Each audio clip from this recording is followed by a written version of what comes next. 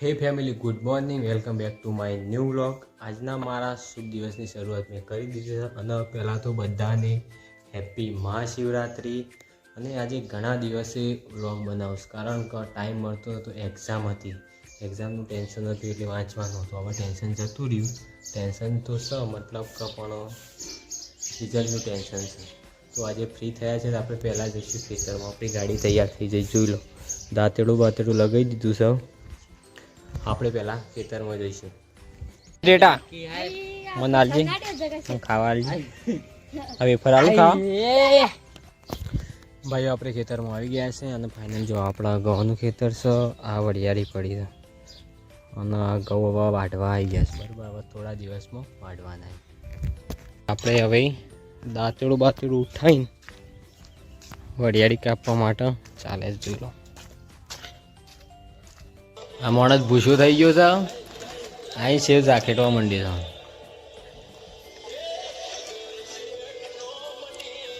જમણવારમાં બની રહ્યું છે ચોખા, દાળ ભાત, પૂરી, શાક. વાગવામાં 6:30 વાગી જશે. ને હવે મારે જો પાણી ગરમ થઈ ગયું છે. હવે મારે નાવાનો ટાઈમ થઈ જશે, કારણ કે આજ બધો થોડો 12-4 વાગવા જશે. એટલે થોડું કામકાજ મારે કરવાનું. નહીં ભાઈ, રેડી થઈ ગયો છું. અને હવે જાઉં છું દૂધ ભરાવા. જો ટાઈમ જો બહેનો તૈયાર થઈ જઈશું. અને દૂધ ભરાઈને પછી ટાઈમ તો સેવ ડુંગળીનું શાક બનાવવાનું છે. બરાબર, કારણ કે આ થોડુંક કોમ જ હું પહેલાં જગાને ફોન કરીને બોલાવ પહેલાં. નજરો ઉતારો જગદીશ.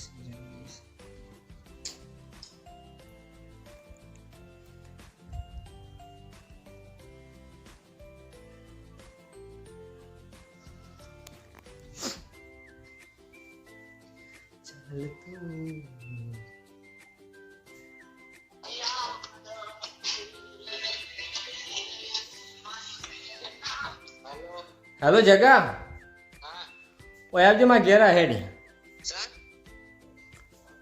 થોડું દુકાન જવું હતું એટલે. અરે હા, લજો. હા,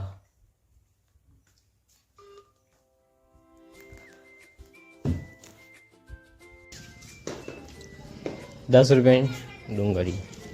હવે ફાઇનલી ભાઈ આપણે ડુંગળી કાપવા બેસી ગયા છે.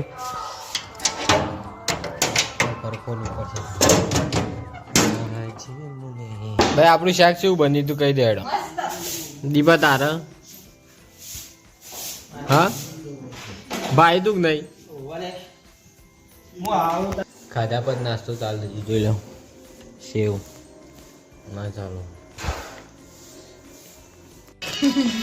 ઊંઘા ખાવું. તો આજના વ્લોગનો આપણે એન્ડ કરીએ છીએ. તો જય હિન્દ, ગુડ બાય.